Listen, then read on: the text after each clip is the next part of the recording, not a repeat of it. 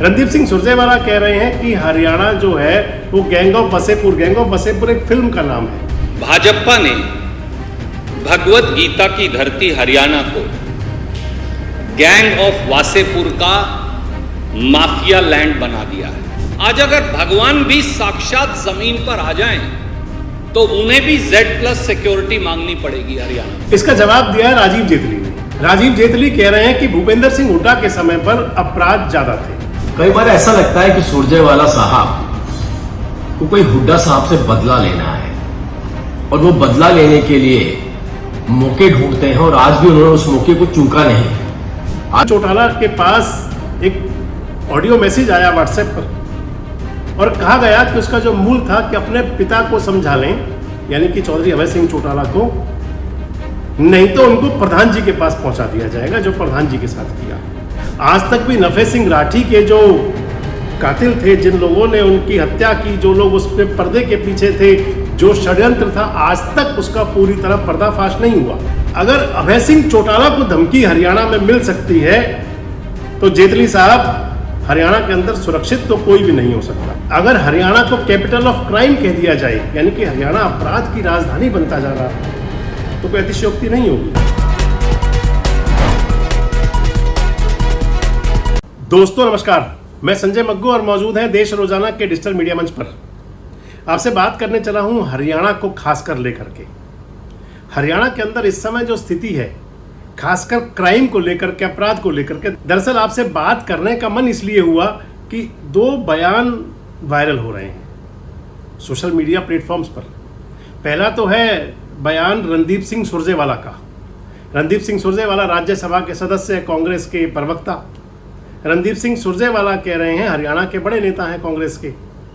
रणदीप सिंह सुरजेवाला ने कहा है कि गैंग ऑफ वसेपुर बनता जा रहा है हरियाणा, और उसका जवाब दिया है मुख्यमंत्री नायब सिंह सैनी के मीडिया एडवाइजर है राजीव जेटली।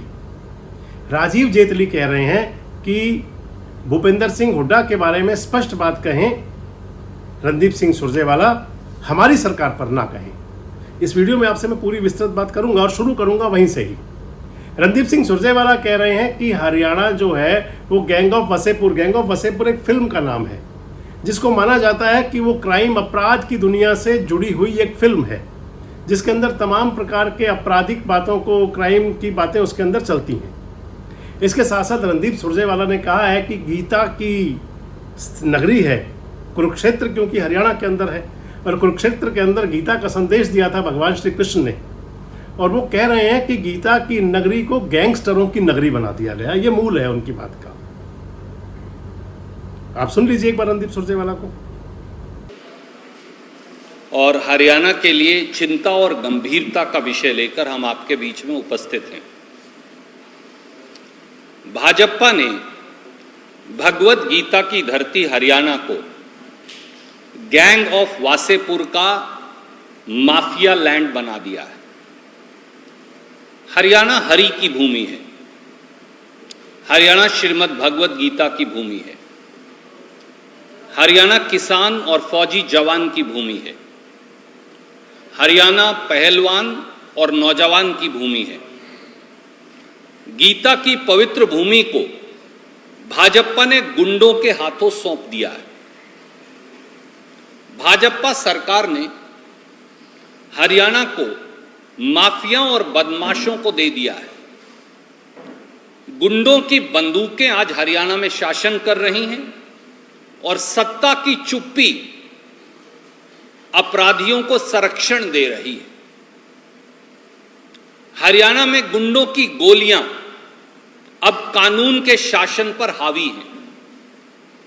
डर का नंगा नाच है और चारों ओर फिरौती की रिंगटोन बज रही है। माफिया और बदमाशों के आगे हरियाणा की सरकार ने पैर पसार दिए हैं। फिरौतियों की धमकियों और चिट्ठियों का नायब राज अब हरियाणा में है। हरि की भूमि हरियाणा को गैंग ऑफ वासेपुर का माफिया लैंड बना दिया है। किसी ने सही कहा है कि पत्थरों का शहर है, आईना मत बना कीजिए। पत्थरों का शहर है, आईना मत बना कीजिए, गोलियों का खौफ है, बेखौफ सच मत कहा कीजिए। ये वो दौर है जिसमें महफूज कुछ नहीं, जान हथेली पर और जेब में रखकर अपना नाम और पता घर से चला कीजिए। ये हरियाणा के लोगों की हालात हैं। आज अगर भगवान भी साक्षात जमीन पर आ जाएं, तो उन्हें भी Z+ सिक्योरिटी मांगनी पड़ेगी हरियाणा में। इसका जवाब दिया है राजीव जेटली ने। राजीव जेटली कह रहे हैं कि भूपेंद्र सिंह हुड्डा के समय पर अपराध ज्यादा थे। राजीव जेटली ने जवाब दिया कि 2012 से 14 के बीच में भूपेंद्र सिंह हुड्डा जब मुख्यमंत्री थे तो उस समय अपराध ज्यादा थे। और उन्होंने कहा कि अगर रणदीप सिंह सुरजेवाला को कुछ कहना है तो सीधा बयान प्रेस नोट हुड्डा के खिलाफ दे दें। यानी कि कांग्रेस की जो इंटरनल पॉलिटिक्स है उस पर तंज कस रहे हैं ये राजीव जेटली। मिस्टर, आप सुन लीजिए राजीव जेटली को भी। कई बार ऐसा लगता है कि सुरजेवाला साहब को कोई हुड्डा साहब से बदला लेना है और वो बदला लेने के लिए मौके ढूंढते हैं, और आज भी उन्होंने उस मौके को चूका नहीं है।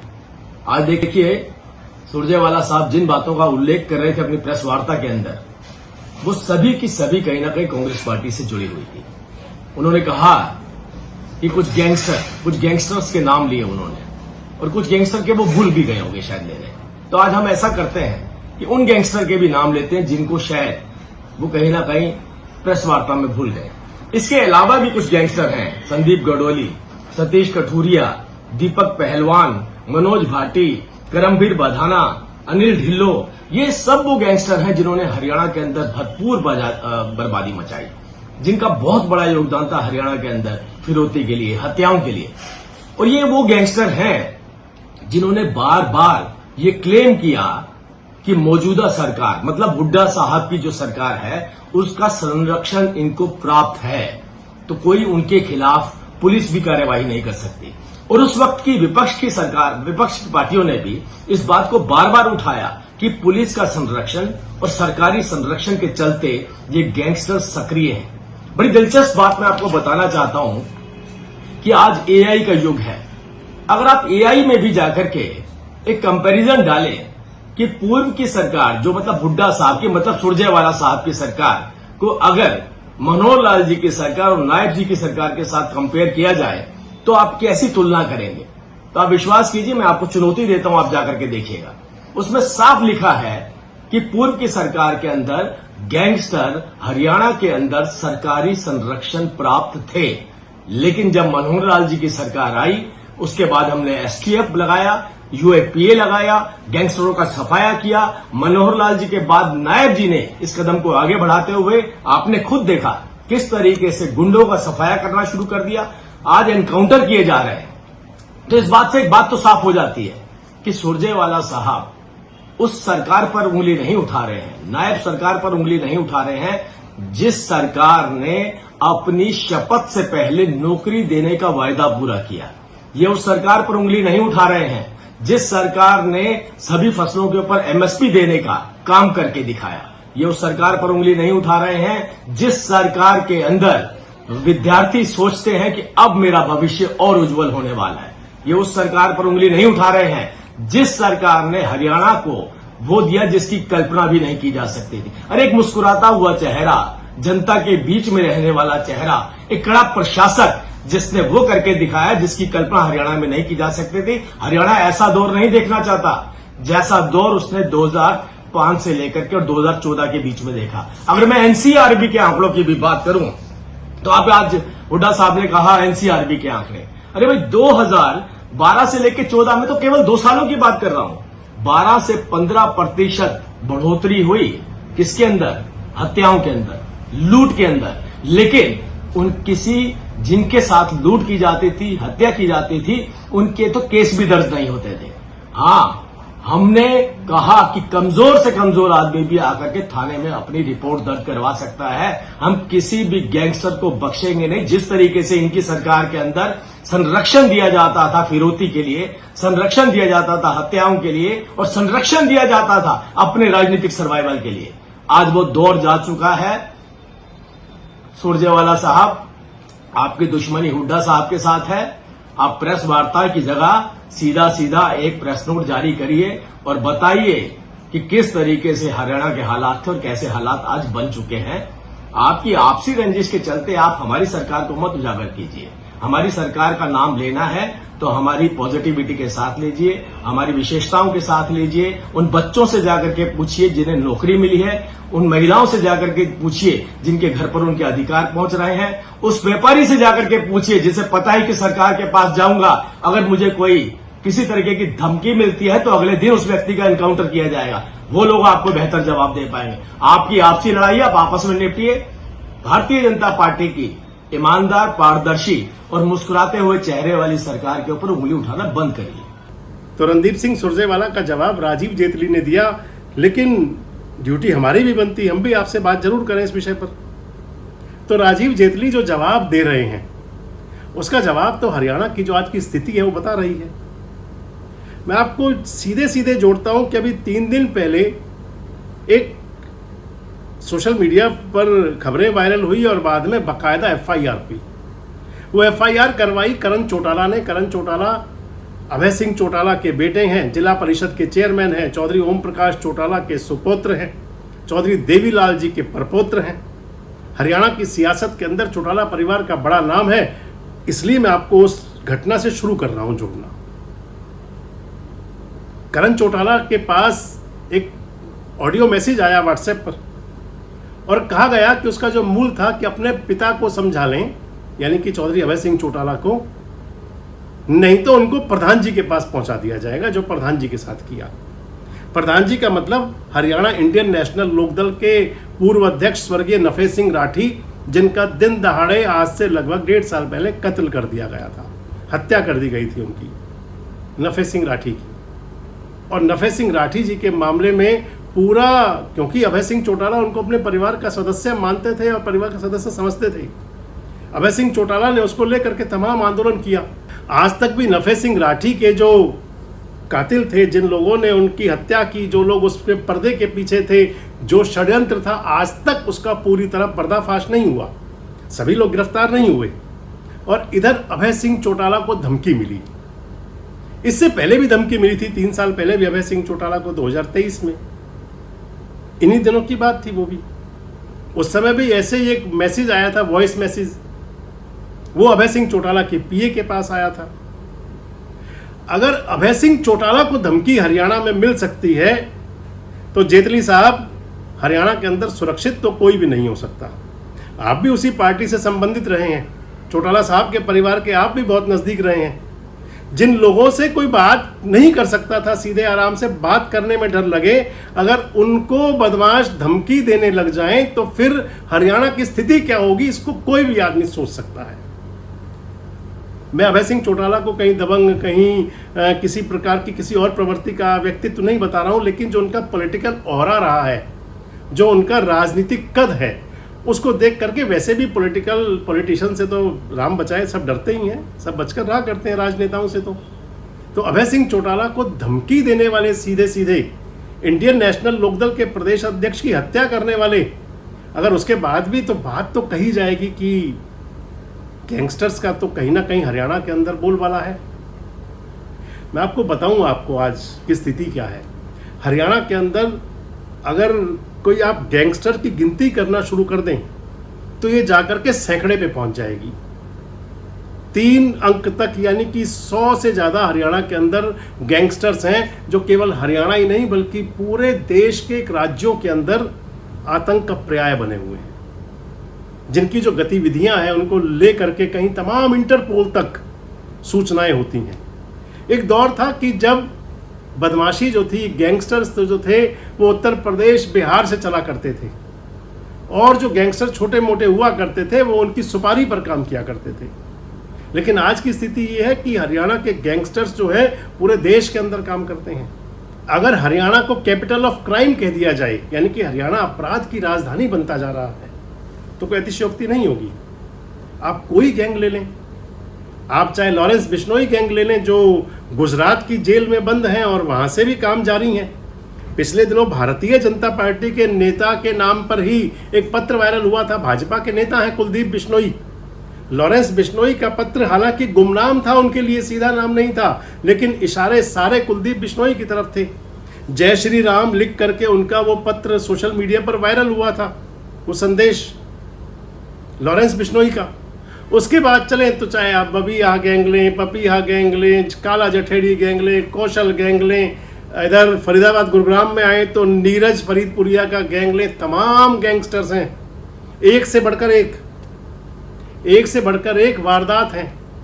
ठीक है, हरियाणा पुलिस के अंदर हरियाणा पुलिस सक्षम है और कुछ हद तक कार्रवाई भी करती है, लेकिन क्या कहीं हाथ बंधे हुए हैं?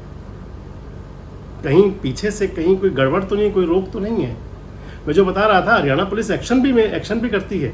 कई अधिकारी तो इस प्रकार के हैं कि जो खूब काम करते हैं, लेकिन अधिकारी कुछ ऐसे भी हैं जो फोटो सेशन में, फोटो शूट्स में रह जाते हैं बस सिर्फ। लेकिन ये जरूर है कि हरियाणा के अंदर जिस कदर गैंगस्टर्स, अपराध, क्राइम बढ़ रहा है, उसके बाद में नज़र तो अपने अंदर डालनी पड़ेगी, खुद के अंदर झांक करके देखना पड़ेगा। आप भले ही कितना ही कह लें कि रणदीप सुरजेवाला और भूपेंद्र सिंह हुड्डा और राजनीति चलती रहेंगी, सियासत हमेशा के लिए हुआ करती है और हमेशा हुआ ये करता है कि विपक्ष सियासत करता है, विपक्ष राजनीति करता है और सत्ता पक्ष उसका सकारात्मक जवाब दिया करता है, उस पर एक्शन कार्रवाई होती दिखती है। हरियाणा के अंदर पहला मौका मैं समझता हूँ इसको, जो पिछले दिनों रहा, शराब के ठेके यानी कि जो कॉन्ट्रैक्टर्स थे वाइन वाले, वो लंबे समय तक सामने नहीं आए। पुलिस ने 2-3 एनकाउंटर किए, उसके बाद जाके हरियाणा के शराब के ठेकों की बोली हो पाई। कौन लोग थे? क्या वो अवैध शराब को बढ़ावा देने वाले ग्रुप हैं जिनके चलते, क्योंकि कहीं तो कोई मकसद जरूर रहा होगा। इधर देखें तो हरियाणा की तमाम, अकेले मैं आपसे पलवल जिले की बात करूं तो कम से कम 2.5 दर्जन लोगों को सुरक्षा मुहैया करा रखी है और एक गैंगस्टर है नीरज फरीदपुरिया, जिसके लिए इतनी तमाम सुरक्षा पुलिस को देनी पड़ रही है। 2.5 दर्जन से ज़्यादा व्यवसायी हैं। कई तो ऐसे लोग हैं कि जिनका घर से निकलना मुश्किल हो गया, उनको घर में एक तरह से नज़रबंद कर दिया गया कि आप घर से बाहर ना निकलिए। इतना बड़ा खौफ। और उसके बाद में अगर हम राजनीति करेंगे, हम ये कहेंगे कि आप हुड्डा साहब के टाइम पर ये था, फलाने के टाइम पर ये था, तो आज तो उनका जो था उनको लोगों ने निपटा दिया, आज आपका है, आज तो आपको करके दिखाना है। जरूर है कि पिछले दिनों से मैं लगातार देखता हूँ, मैं नज़र रखता हूँ, मैं सोशल मीडिया पेजेस पर, मुख्यमंत्री नायब सिंह सैनी के सोशल मीडिया पेज पर आती हैं, मोहनलाल बड़ौली जी के सोशल मीडिया पेज पर आती हैं, भारतीय जनता पार्टी का जो हरियाणा का ऑफिशियल पेज है उस पर आती हैं।